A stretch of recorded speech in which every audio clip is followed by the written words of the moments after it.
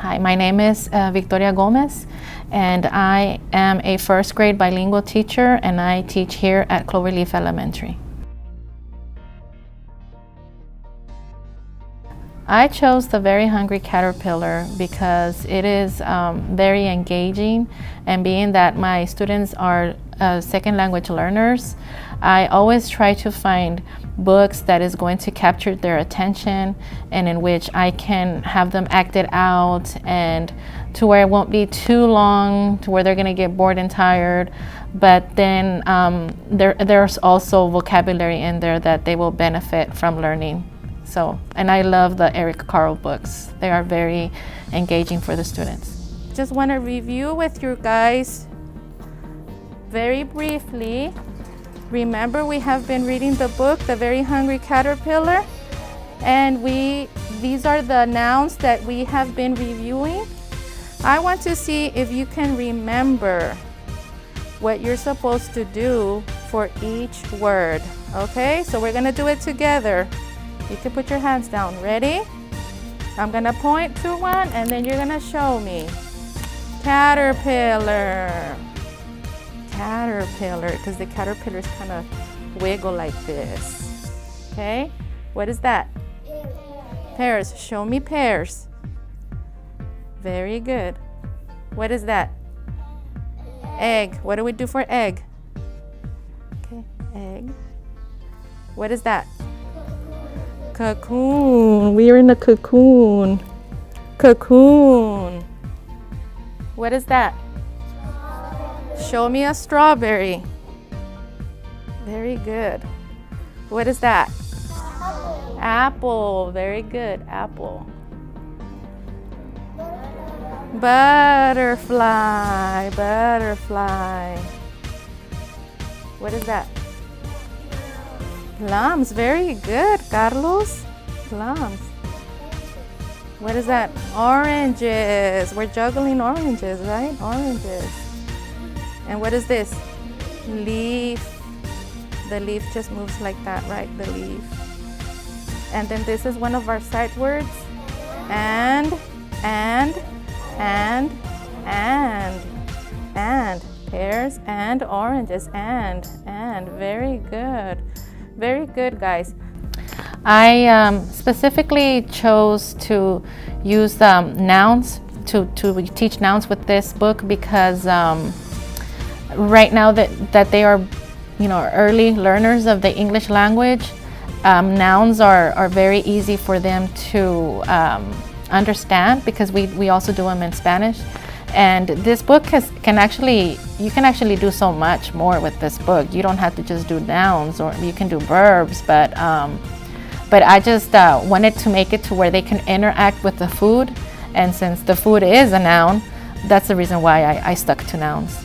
And I am going to give each pair a word, but this time it does not have the pictures. It does not have the pictures. It's going to be more tricky now without the pictures. So you just have to remember the words by yourself. So I'm going to give each word to each partner. One person is going to have the word, okay? And you're going to hold on to it because in a little bit we're going to read the story one more time, and you have to pay attention to when you need to come and place the word in the correct place on the sentence. Yes, that's right. And here, who's your partner? Okay, some of you are going to get some words, some of you are not. That's okay. And who is your partner? Okay, who's your partner? Okay, there you go. Do you have one? Here. That's yours. And you need to turn around with your partner so that she can see it too. Read the word. Practice reading the word. And some of you are going to get two. I'm going to give you another one, and here. Okay, practice reading the word. Partner A reads it first. So who is partner A? Read it first. Partner A reads it first. There. And then partner B reads it the next time. Take turns. Okay? And then what I want you to do is I want you to say a sentence with that word. Okay? Yes, tell your partner that. Okay, so now you know your word. Turn around and look at me. Eyes on me. Eyes on me. Okay, and so here comes the best part. And I think you're going to like this. So the caterpillar came today, okay? And he has his food right here. And we are going to tell the story of the very hungry caterpillar. Let me move this out of the way like this. And let me put the caterpillar here, like this. And I am going to ask my partner, Hector, to help me read the story. You're gonna turn the page, Hector, okay? Okay, so I'm gonna read and then you echo me, all right? Okay. In the light of the moon, a little what? Egg lay on a leaf. Very good. Turn the page.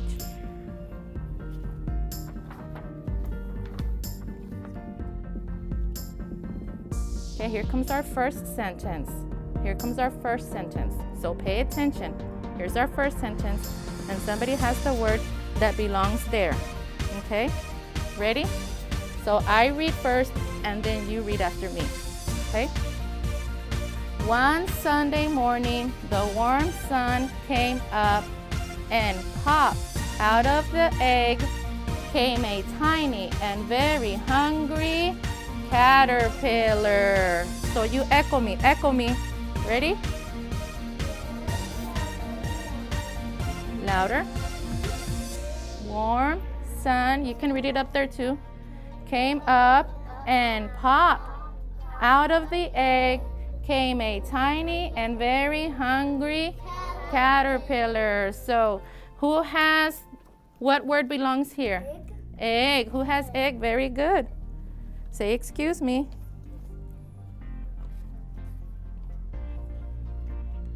And what does it say? Very hungry caterpillar. Show me caterpillar. On Monday, he ate through one. What did he eat through? Apple. Go like this, apple. But he was still hungry. Who has apple? Very good, Suseli. What do you need to give the caterpillar, Suseli? What do you have? Say it. Apple. Very good. I think about my students' levels, and I also think about how they learn, or how I can best capture their attention. And I also take into consideration the number of students that I have in here, and that's what helps me plan out what kind of activities I can do with them, and it helps me think to where I can actually be teaching to my students that are struggling, but then I don't bore my students that are more advanced. So what you are going to do, thank you, Hector. So what you are going to do today, like we said in the beginning, remember what we read on there? It says, I will practice reading the nouns with my partner. So I am going to give everybody your own caterpillar, so you can practice with your partner. So, but I am also going to give you the story, and I just made it a little bit shorter than the story in the book. And you are going to practice reading this with your partner. So I'm gonna let you move around, but just a moment. So what you're going to do is you're gonna open the bag and you're gonna take out all the food, okay? All the food, and you're gonna lay the bag and you're gonna take out all the food on a place, and partner A, listen, partner A is going to read the story. Partner B is going to listen, and partner B is going to drop the food inside the caterpillar. Okay, so partner A reads. What does partner A do? We read. What does partner B do? Listen. Partner A reads. Everybody repeat it with me. Partner A reads the story. Partner B listens. And I'm going to let you do this for a few minutes, and then I'm going to say stop, and then we're going to switch. Very good. And then we're going to switch. Y'all can sit on that corner if you want, right there. What else do I need? And it's just you. Okay, Hector, I'm gonna sit down with you, Hector. Okay. What did I do with the other sheet?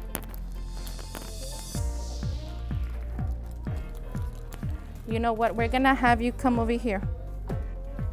We're gonna have you work right here with Suseli. Suseli is gonna be partner A by herself, and you're gonna be partner B. So you're gonna have your own bag, and then Saeed is gonna have his bag, okay? But put your stuff right here, sit down, crisscross. Okay, over here, in front of Suseli. And Suseli is going to read to you, okay? And just listen to her, okay? You can help him, it's okay. Or just remember what happened. You need to take the food out. Did you take the food out? Remember what happened. I usually follow our ELPs, which on Mondays I always try to focus on just listening, and then on Tuesdays I focus on the speaking, and then on Wednesdays I always focus on the reading, and then on Thursdays I focus on the writing. And I've been following this pattern, and it is actually helpful because the kids already know what to expect, and they are benefiting from this. So that's what I do. I follow that pattern. At the beginning, I just kind of wanted to remind the students the vocabulary words that I had introduced to them on the first day, and then I just kind of wanted to refresh their memory also on nouns, even though we'd been talking about it, because since they're first graders, and I think that their memory, sometimes they get mixed up with what we're teaching in the other content areas. So it's always good to kind of bring them back and just remind them that for this particular lesson, or for this, we're doing nouns and we're doing the vocabulary terms. So I like to just briefly just review what we had been doing, the movements with each of the food. And I was very pleased to see that even my struggling students who struggle to in both languages, but they struggle more in English, even they remembered the words. And so I have them, and I also wanted to have something where they could interact. So I wanted them to be reading, and I wanted them to be manipulating something as a group, so I can capture their attention. And so I did this because my focus was to have them read. So I had to do the close procedure with them. So I had the sentence stems on there already without the words, the missing words. And I started off with the vocabulary terms with the pictures, and then from the pictures, then I went on to just have the word by itself without the picture after they had been practicing the movements, because my intention was, and the whole time, is that my objective was for them to read with a partner, to be able to read the story with their partner. And that's how I felt that I would be able to transition, showing them the picture, then showing them the word, having them look at the word, and then manipulating the food. And then once they got with their partner, basically what I did in the whole group, which was reading the sentence stems and then finding the term that went in the sentence, they actually ended up doing that with their partner whenever it was their turn to read. So we read together, and then it was their turn to read. And it was very exciting to see the kids, even the ones that were struggling, that are not able to read, because I do have 2 students in here that don't know how to read even in their first language. So it was nice to see that they were even trying, they were remembering the story. So that's why all that movement, the TPR really helps them, and they feel part of it, because my goal was I wanted them to read, or at least I want them, the ones that are struggling, I want them to feel like they can also be included in this. Oh, it's very important. It must be done at all times, because not just because of the language, but everybody has a different learning style, and especially when they are young, when they are pre-K through second grade, early childhood.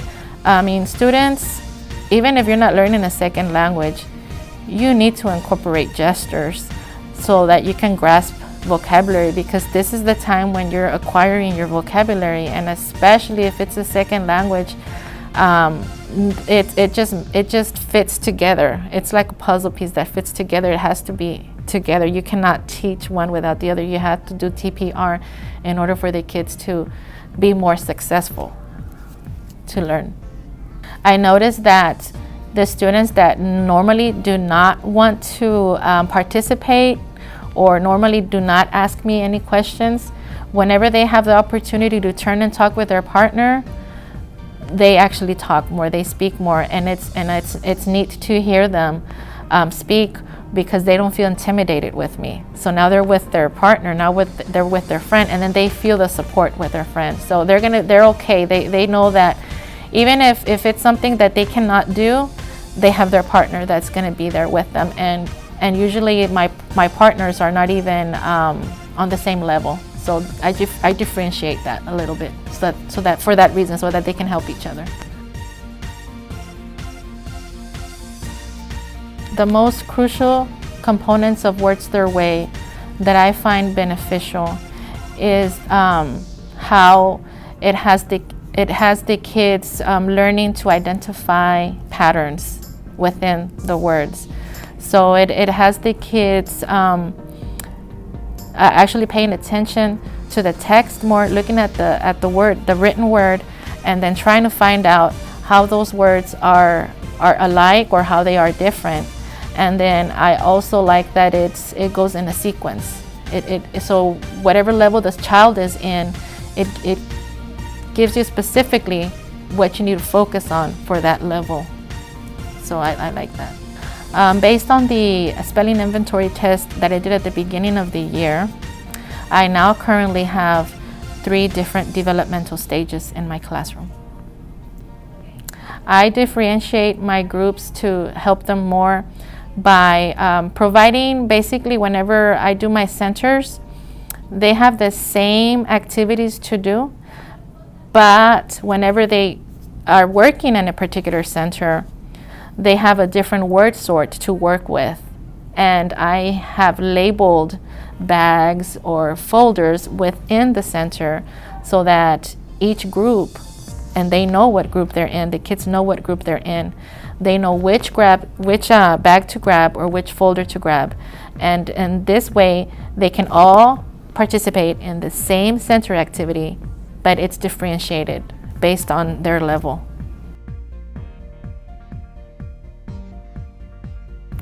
If I actually write it out how, like, formally, in lesson plan format, formally with everything that's supposed to be on there, it would take me about 4 hours to write it out formally, like to actually turn in a formal way. But it takes me about an hour, but usually I just have an outline, and then I just quickly jot down what my focus is going to be for each day. And if I do it in that way, without formally turning in something, it only takes me about an hour. What I like about ELD is that now with this movement with using Words Their Way, and now that we have, it's more structured, and now we know what we need to do for shared reading, the kids have adapted to the routine, and they are very excited to learn. So I see the excitement in them. I see how much they interact and how engaged they are, and it makes me excited, and I almost at the end of the week, I'm like, I can't wait to bring them another book next week. I want to see what their reactions are going to be. There's even times where they've even made me feel that they enjoy ELD time more than they enjoy guided reading time or more than they enjoy math. Sometimes they're even like, what, it's almost time. Oh, Ms. Gomez, come on. And so they're the ones that are always telling me, is it almost ELD time? Is it almost ELD time? They enjoy it. So they enjoy it and I enjoy it. And I think that's probably why I try more, because I see their reaction. The most difficult part of me of ELD and Words Their Way is like what I said before, not having the resources, not having the materials. I also will say that I would like to have more planning time just to be able to plan for ELD, because it does take a huge part of my planning time during the week to plan for that. It's huge. It's huge. It's like planning for your guided reading groups. It's like planning for your math groups. So that's where I find it challenging. Also because it's new for me and I am learning. It makes me feel, especially with Words Their Way, it's something brand new. It's so different from what I do for guided reading. So I'm out of my comfort zone. So I find myself with the book right here. I just want to make sure that I'm reading it word for word, and I'm not that type of teacher that likes to read a script. I'd rather just tell me what I need to teach, and I just want to be able to teach it. But with Words Their Way, I'm having to read scripts because it's new, and that makes me uncomfortable at times. I can tell that my students are enjoying their ELD time because of how I see them, that they're very engaged, and they remind me about ELD time, and they almost can't wait. They are anticipating when it's going to be time. They already are following the routine, and then I also know that they enjoy it because they keep asking for, what book are we going to do next, Ms. Gomez? So I see the excitement in them, and they have their little necklaces that they wear. So they're I know that they are enjoying it. I have noticed that they are more willing to speak in English now. They participate more than what they did at the very beginning. At the very beginning, they were unsure. They were afraid. A lot of them would say, but I don't understand what you're saying. But now that time has passed, and it's almost the end of the year, I'm so proud of all my students, even my little ones, my little friends, the ones that are struggling. I was surprised today with what I saw, and how just by giving them the TPR and just giving them more practice with it, how they are able to accomplish and speak more English. The advice that I could give other teachers is to not be afraid. Just you know your students, and just go ahead, just start. I start. I mean, sometimes I do not have the materials, but that does not stop me from reading with them or doing my shared reading. I mean, because I hear sometimes teachers that will be like, well, I don't have any big books. Well, I don't have any ink. But, we're teachers, we're creative. Sometimes I don't have time to print all my cards, so I just use that white manila paper, and I make a quick anchor chart. I draw the pictures real quickly with the marker and the words, and the kids are happy with that, because as long as you do TPR, they're excited. You're giving them a chance to act out, to move. They don't really care about your drawings or how you write. So just start, just get it done. You don't have to, of course, we want a perfect world. We want to have everything that we need. But as long as you try, and then once you start seeing how your kids are making progress, you're just going to keep on going. You want to keep doing it more and more and more.